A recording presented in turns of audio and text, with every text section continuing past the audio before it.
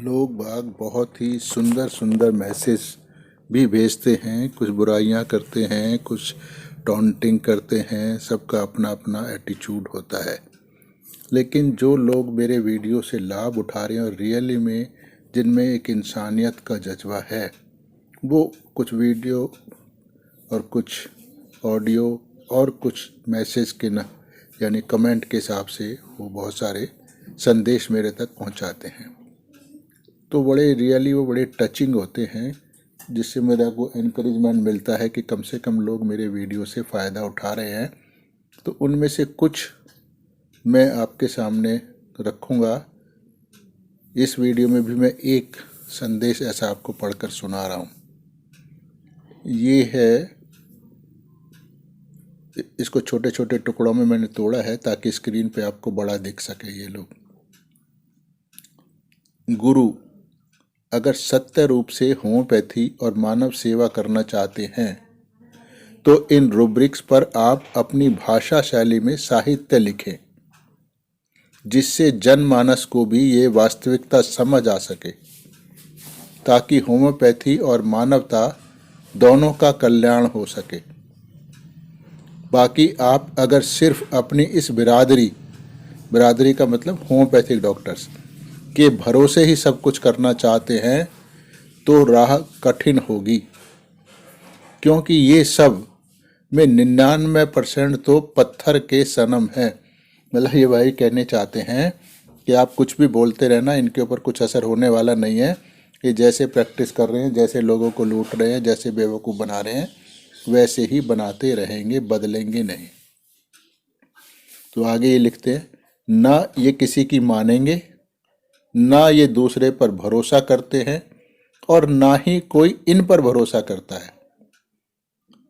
एक साधारण खांसी जुकाम के लिए 3-3 दवाइयाँ, चौथा ऊपर से किसी ब्रांडेड कंपनी का कॉम्बिनेशन या सिरप, पूरा 25 दिन का कोर्स पकड़ा देते हैं। ये इनसे अच्छा तो साधारण जनता को अपने साथ जोड़िए। आप जैसे हैं, जैसे विद्वान पुरुष के साधिन्य से आपके इन डॉक्टरों की बजाय जनमानस आपके साथ तन मन धन के साथ खड़ा होगा, ऐसा मुझे लगता है। वैसे गुरु मंद बुद्धि व्यक्ति हूं, निजी अनुभव के आधार पर लिखा है।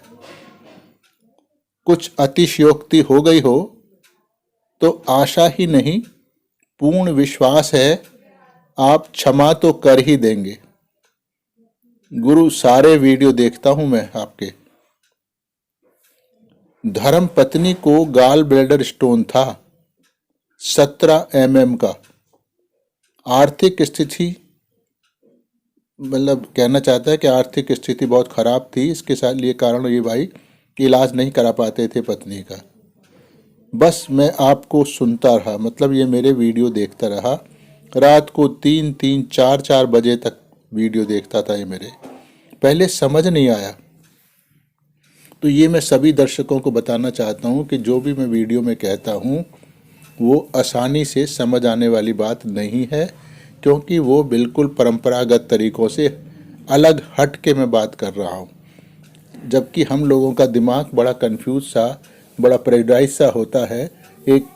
एक ही रास्ते पे, एक ही ट्रैक पे चलना चाहता है, और मैं उस ट्रैक से हटाकर सत्य के मार्ग पे लाना चाहता हूँ, इसलिए समझ आना मुश्किल है। तो ज़रूरत इस बात की है कि जैसे डॉक्टर साहब ने कहा कि हमको अनप्रेजुडाइज्ड होना चाहिए, तभी हम चीज़ों को सत्य स्वरूप में देख पाएंगे। तो आप मेरे वीडियो को अगर बार बार देखेंगे और इस भावना से देखेंगे कि मुझको कुछ आता नहीं है और सीखना है, तो मेरे वीडियो से आप बहुत कुछ सीख सकते हैं। तभी सीख सकते हैं, वरना कोई रास्ता नहीं है। तो जैसे इन्होंने कहा कि मैं 3-3, 4-4 बजे तक आपके वीडियो देखता था और पहले समझ ही नहीं आया कि मैं क्या कह रहा हूँ। फिर तीसरे प्रयास में आपके आशीर्वाद से पथरी स्वाह, मतलब हुआ कि इसने जब मेरे वीडियो देखे और अपनी पत्नी को दवाइयाँ सेलेक्ट करके दी, तो इसका 3rd प्रिस्क्रिप्शन जो था वो ठीक लगा। पहले लाइकोपोडियम, उससे देने से दर्द में थोड़ी राहत मिली। फिर आर्निका, कोई समाधान नहीं, मतलब आर्निका का कोई इफेक्ट नहीं हुआ। और आखिर में कैलकेरिया कार्ब को ठीक से समझा, बार बार आपको सुना, जो मैं कहता हूँ ये भाई साहब बिल्कुल फॉलो कर रहे हैं और इससे उनको लाभ हुआ है। 3 दिनों बाद पत्नी ने खाना बनाना शुरू कर दिया। पहले काम पर जाने से पहले मैं खुद खाना बनाकर जाता था, शाम को भी आकर खाना बनाता था। तो यानी स्थिति काफ़ी ख़राब थी, पत्नी की हालत काफ़ी ख़राब थी, जो कैलकेरिया कार्ब देने के बाद ठीक हुई है। पिछले 1.5 साल से लगा हुआ हूँ, निशुल्क कम से कम 150 से 200 मजदूर साथियों को अपने पास से पैसे लगाकर दवाई खिलाई है मैंने। इसका मतलब है कि ये जो भी वीडियो देखने वाले भाई साहब हैं, ये कहीं मजदूरी करते हैं, जिससे इनकी आर्थिक स्थिति बहुत अच्छी नहीं है, पर इंसानियत के मामले में ये बहुत ही ऐश्वर्य, बहुत धनवान हैं। इंसानियत कूट कूट के भरी है, इसीलिए ये उद्गार पेश कर रहे हैं और सीख कर लोगों का भला कर रहे हैं। यही असली मानवता है। और जब आप भला करने लगेंगे दूसरों का, तो उसमें आपका भला तो समाया हुआ होता है। आप दूसरों को परेशान करके कभी भी अपने जीवन में खुशहाली नहीं ला सकते। ये कुदरत का नियम है। ये आगे कहते हैं कि 10 रुपए की आती है एक ड्रम होम्योपैथिक दवाई। मतलब सब जगह नहीं आती है, पर इनके एरिया में आती होगी। तो सबको आराम, मतलब ये कहना चाहते हैं कि इतनी लागत दवाई की नहीं है, आप इसको आसानी से दे सकते हैं, सिर्फ एक भावना की बात है। तो सबको आराम, यानी जितने रोगियों को इन्होंने दवाई खिलाई है उन सबको आराम। इसका मतलब है मेरे वीडियो के द्वारा एक बिल्कुल साधारण सा, बिल्कुल कम पढ़ा लिखा इंसान भी होम्योपैथी को सीख सका और सफलतापूर्वक इलाज कर सका, न केवल अपने परिवार का बल्कि दूसरों का। तो इससे मेरे को लगता है कि मेरा वीडियो बनाने का जो पर्पज़ है कि होम्योपैथी जनमानस तक पहुँचे, वो पूर्णतः सफल हो रहा है। ऐसा मुझको पहले भी मालूम था और इन परिणामों से भी सिद्ध हो रहा है। अब आगे ये लिखते हैं कि एक ड्राम 10 रुपए की आती है और सबको आराम, किसी को आंशिक तो किसी को पूर्ण आराम। आगे ये बहुत ही ग्रेटिट्यूड वाला भाव लिखते हैं कि गुरु, ये मुझको गुरु कह रहे हैं, अब प्यार में कह रहे हैं, श्रद्धा में कह रहे हैं, मुझे नहीं पता, गुरु या एक तकिया कलाम है इनका, पर मुझे लगता है कि श्रद्धावश कह रहे हैं। गुरु, जब रेल चलनी शुरू हो जाएगी, तब अगर आपकी इजाज़त होगी तो एक बार दर्शन करने जरूर आएंगे हम।